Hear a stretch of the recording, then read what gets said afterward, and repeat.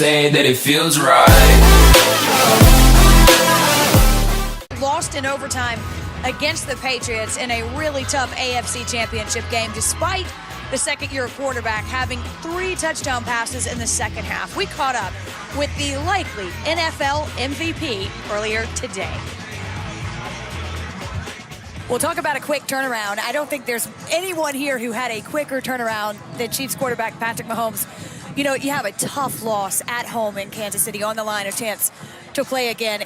Come up short, and you're here a day or two later. Why was it important for you, Patrick, to make this trip? Yeah, it was very important for me, just because it was my first one, my first Pro Bowl. It's a tremendous honor. Like you said, I mean, it was a tough loss. I was wishing we would be prepping for the Super Bowl right now, but things happen for a reason. You have to learn from those things, and I'm going to enjoy this week with a couple of my teammates out here and try to enjoy just being out in the Pro Bowl. Well, I know there's a mutual respect between you and Tom Brady with that AFC Championship game. Afterwards, there was a conversation. What was that like? Was it mutual? Was Tom giving you encouragement for the future? Yeah, I mean, I think it was a little bit of both. I mean, he definitely it was such a great game with so many emotions where it was going back and forth at the end that I felt like he just came up to me and was just kind of saying good game and everything like that. And then he was in my place. He was young. He got to win the Super Bowl in his first year with you and everybody. And so he understands that, the time, it flies by. Just make sure to put in the work. And I think he saw that I put in the work to be in those situations. Coming from your rookie season when you had to kind of learn behind Alex Smith and things of that nature, and then now your first year starting to have so much success, what have you learned from that first year of watching and learning and that you applied to this year? I think the biggest thing I learned was how to be a pro. And it's so different coming from college to the NFL of just how to manage your time. You have so much free time where you have to still be getting your work done and getting that stuff done. And Alex is like the prime example of that. I mean, how he's able to schedule his time to get the most out of every single day. Yeah. And I was blessed that he was such a good human being that he would tell me if he was going to watch film. He would tell me if he was going to the weight room to work out. And it helped me build a plan for myself this last year where I was prepared every single game for every single situation. Awesome. Patrick, every team has changes in the offseason. The Chiefs will be no exception. They're going to figure some things out with defensive coordinator. What in your mind has to happen for this defense to sort of take the next step and make some progress? I think it's just everybody getting better. And it's not just the defense. I think as a whole team. You saw in that last game with the Patriots offense, we didn't come out and play well in the first half. And it's a team game. You have to play off of each other, and I felt like that kind of set the tempo for the entire game. We battled back at the end, and, I mean, that's what we did the whole entire season. We always fought till the end, but when you play teams like the Patriots, you can't put yourself in the hole like that, and that's stuff that as a whole team we got to progress and get better. Amazing regular season for you, 50 touchdown passes, potential MVP season. I know that's not decided yet. The night before the Super Bowl it'll be named, but that type of production, all right, 50 touchdown passes. Is it something for analysts, fans of the Kansas City Chiefs to expect that every single year? Is that no pressure. Is that your line? Where is yes. your line? My best thing would be I always want to just win football games. I feel like every single year, if we can keep just getting better, we can always be a good team that wins a lot of football teams and goes to the playoffs. And now it's about taking that next step and getting to the Super Bowl and winning it. And the 50 touchdowns and all that stuff, it's awesome. That's really a credit to the teammates making a lot of plays for me. Stuff like that just happens whenever guys around you are making plays. And so as long as I just kind of do my job, I feel like stuff like that will come a little bit. But at the same time, I just want to win. That's the biggest 50, thing. You'll do it again. Exactly. Yeah, he's not going to give him back. Yeah, exactly. I mean, you said it just right. But Patrick, we've talked a lot in the media because it's been so interesting to watch your pairing with Andy Reid and often suggested that you landed in a great spot with a great coach for you. What's that been like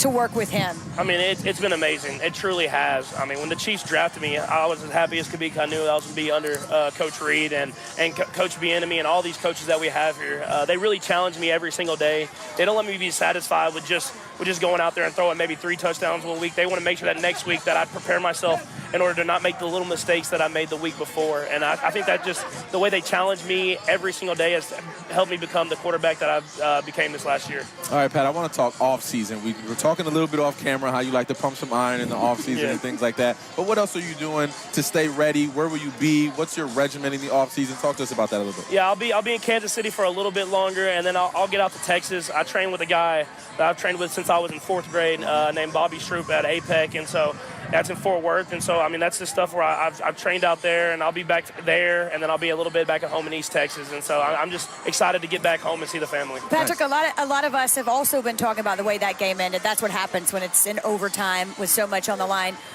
Some are suggesting a change in overtime rules. We know you didn't get a chance to touch the football in overtime. What's your take on that? That's way above my pay grade, honestly. I mean, not soon. For me, that's just how the game is. I mean, that's the rules. We've known the rules since we've grown up. I mean, it's you go out there, if you win the toss, you score a touchdown, you win the game. I mean, it's that simple. I mean, guys have to make plays on every aspect of the game, special teams, defense, and offense. That's why it's such a great sports team game. And so, I mean, however the rules are, we'll play it like that. One more for me, it's just your role continued as you progress along your career as a leader. Everyone sees your production and your talent and things like that, and you're young, but as you get into next season and then having to dig yourselves out of a hole, whatever may next season bring, do you embrace your role actually as a leader and developing into one? Yes, I do, and that was one of the biggest things I talked about with Coach Reed and kind of those after-season meetings. Is I just want to keep becoming a better leader. I feel like this year I took a huge step, even from the year before and in college, of just learning how to talk to dudes that are a lot older than me, that have done a lot more stuff, and them to be able to respect me. But in order to get that respect, you have to put in the work. And so I think as I keep going in and doing what needs to be done to have success, guys will keep respecting me more and more, and I can keep becoming bigger of a leader on the team. You may need to put in the work on the golf course. We saw that golf swing of yours on Instagram. Not bad. Of course, you can play baseball, obviously, football, and it didn't look too shabby either. Yeah, I've tried to get better and better at golf as I've gotten older. My dad was a pitcher, so he played golf when I was young, so I was on the golf course a little bit, and I'm going to keep getting better, so hopefully maybe I'll get the invite to Tahoe at some point and be able to go out there and compete a little bit. Invite to Tahoe. You want to say it one more time just in case? Yeah, just the invite. Invite to Tahoe. Well, Patrick, we certainly appreciate you accepting our invitation to be here this afternoon, and I know it didn't end the way you wanted, but an outstanding season, so congratulations. Thank you all. I appreciate having me. Mahomes had a record-setting year by nearly any measure. Third quarterback in NFL history with at least 50 touchdown passes in a season, joining Peyton Manning and Tom Brady. And just like those two, he's expected to win the NFL MVP when the award is announced next Saturday.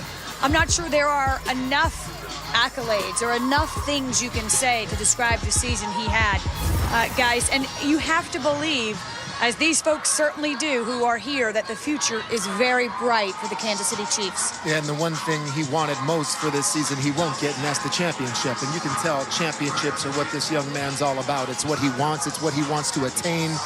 And I think that when he referenced that end of season meeting with Andy Reid, how they talked about what he needs to become, not as a passer or techniques or things like that. You throw 50 touchdown passes, there's not much more you can do. You can't throw 60. It's about him becoming a leader that can talk to a 10-year vet knowing this is only my second year as a starter, but you're a 8-year, 10-year vet at wide receiver. You just ran a route that was wrong.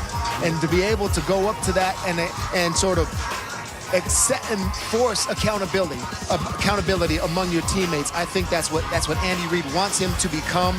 I know it's quarterbacks like Vic has played with that they demand accountability and they lead that way. It's almost to the point where Tom Brady is now, right? When you play with Tom Brady, there's a certain level of play that you have to raise your game to. If you're a free agent or a rookie going in to play with Tom, you know what's expected of you before anyone even says anything. And I think that's what Patrick Mahomes is trying to get at. I think that's the level he's trying to reach. And I think he's set a phenomenal foundation for himself. But earning that leadership and earning that ability to talk to those older guys, he can only do that by earning it on the football field and earning it in the practice room. And over the course of time, he earns that. So other players along the offense and other players on the defensive side of the ball realizing, Wendy, he's learning still to be a leader. So I need to be that leader that he can watch to and set an example for him how he can become a proper leader. Well, I also thought it was interesting, and we've said this before, you know, the Chiefs were well aware of what they had. They knew what Patrick Mahomes was going to be, but yet they had him learn under Alex Smith, and they had him take last year to develop.